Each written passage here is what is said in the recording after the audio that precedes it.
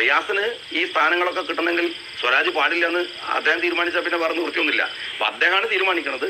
അദ്ദേഹത്തെ കൊണ്ടുവന്ന് പിന്നെ സ്വരാജിനെ നിർത്തിയത് എന്തിനാണ് എന്ന് നമുക്ക് കണ്ടറിയേണ്ടി വരും. ഇവിടുത്തെ ഡോക്ടർമാരൊക്കെ പിന്നെ ഊട്ടി കൊടൈക്കനാൽ ടൂറിൽ പോയി എന്നാണ് പറഞ്ഞത്. മൊബൈൽ സ്വിച്ച് ഓഫ് ആക്കിയിട്ട് അവർ സ്ഥാനാർത്ഥി ആക്കി കളയൊന്ന് പേടിച്ചിട്ടതാണ്. സ്വരാജ് സ്ഥാനാർത്ഥിയായി വന്നപ്പോൾ പിന്നെ ഞങ്ങളെ സംബന്ധിച്ചിടത്തോളം മത്സരത്തിന് കുറച്ചുകൂടെ ഒരു ആവേശവും ഒരു രാഷ്ട്രീയമായ മത്സരത്തിന്, അല്ലെങ്കിൽ നിലമ്പൂരിൽ നിരന്തരമായിട്ട് അവരിങ്ങനെ അങ്ങനെ ഒരു രാഷ്ട്രീയ മത്സരത്തിന് അപ്പുറത്തുള്ള ചില സാധ്യതകളാണ് നിലമ്പൂരിൽ പരിശോധിച്ചിരുന്നത്.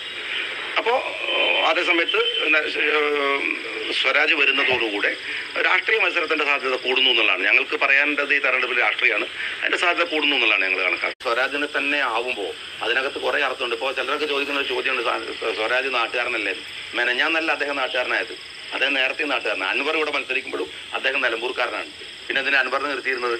സ്വരാജിന് എന്തിനാണ് പിന്നെ തൃപ്പൂണിത്തറയിൽ കൊണ്ടുപോയി മത്സരിപ്പിച്ചത്? റിയാസിന് ഈ സ്ഥാനങ്ങളൊക്കെ കിട്ടണമെങ്കിൽ സ്വരാജ് പാടില്ലെന്ന് അദ്ദേഹം തീരുമാനിച്ചാൽ പിന്നെ വേറെ നിവൃത്തിയൊന്നുമില്ല. അപ്പൊ അദ്ദേഹമാണ് തീരുമാനിക്കുന്നത്. അദ്ദേഹത്തെ കൊണ്ടുവന്ന് പിന്നെ സ്വരാജിനെ നിർത്തിയത് എന്തിനാണ് എന്ന് നമുക്ക് കണ്ടറിയേണ്ടി. ഇവിടുത്തെ ഡോക്ടർമാരൊക്കെ പിന്നെ ഊട്ടി കൊടൈക്കനാൽ ടൂറിൽ പോയി എന്നാണ് പറഞ്ഞത്. മൊബൈൽ സ്വിച്ച് ഓഫ് ആക്കിയിട്ട് അവർ സ്ഥാനാർത്ഥി ആക്കി കളയൊന്ന് പേടിച്ചിട്ട്. സ്വരാജ് ഇവിടെ വരുന്നതിന് മുമ്പ് അദ്ദേഹം ജീവിച്ചിരിക്കുന്ന അച്യുതാനന്ദനെ പോയി കണ്ടിട്ടൊന്ന് മാപ്പ് ചോദിക്കേണ്ടതാണ്. അദ്ദേഹം ഇവിടെ വരുന്നതിന് മുമ്പ് അനുഗ്രഹമൊന്നും വാങ്ങിയിട്ടില്ലെങ്കിൽ ഒരു മാപ്പ് ചോദിച്ച് വരാവുന്നതാണ്. കാരണം അത്ര വലിയ പാതകമാണ് ചെയ്തത്.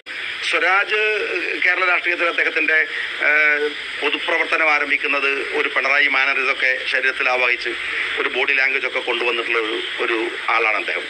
ആ സമയത്താണ് അദ്ദേഹം പിണറായി ഭക്തി മൂത്തിട്ട് VS അച്യുതാനന്ദനെ പിന്നെ ചീത്ത വിളിക്കുന്നതൊക്കെ, പിതൃശൂന്യൻ എന്നൊക്കെ വിളിക്കുന്നുണ്ട്. അപ്പൊ ഞാനിവിടെ വന്നപ്പോൾ ഷൗക്കത്തിനെ ഇന്ന് കാണുമെന്ന് ചോദിച്ചപ്പോൾ അദ്ദേഹം ഉമ്മൻചാണ്ടിയുടെ കവറടത്തിൽ പോയതാണ് അനുഗ്രഹം വാങ്ങാൻ.